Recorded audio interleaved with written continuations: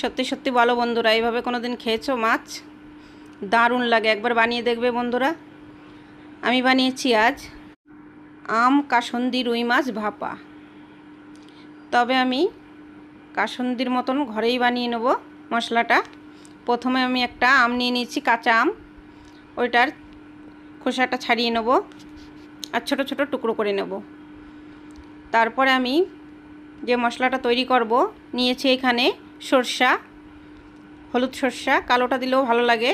তারপরে নেব লবণ, কয়েক কোয়া রসুন, আদা, কাঁচা লঙ্কা দিয়ে আমি এটা ভালো করে পেস্ট করে নেব।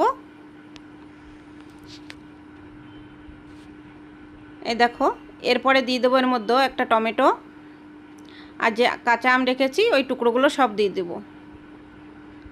এই দেখো, এইভাবে আমি পেস্ট করে নিয়েছি। এটা এমনিও কিন্তু খেতে দুর্দান্ত হয়, একদম কাসন্দির মতন টেস্ট। এখন আমি যেটা করব, রুই মাছগুলো একটু লবণ, হলদি আর শুকনো লঙ্কার গুঁড়ো দিয়ে ভালো করে মেখে নেব। এই গরমে খেতে দুর্দান্ত লাগে বন্ধুরা, গরম ভাতের সঙ্গে।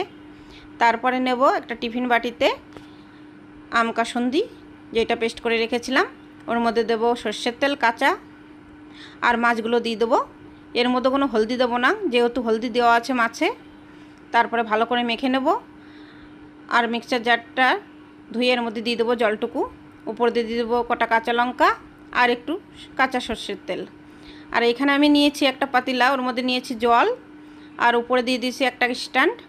তার উপরে বসিয়ে দেবো বাটিটা 20-25 মিনিট পর্যন্ত, গ্যাস কম করে।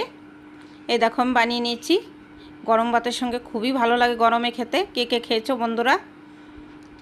এত সুন্দর লাগে, কিন্তু কাতলা মাছ দিয়ে করলে বেশি ভালো লাগে।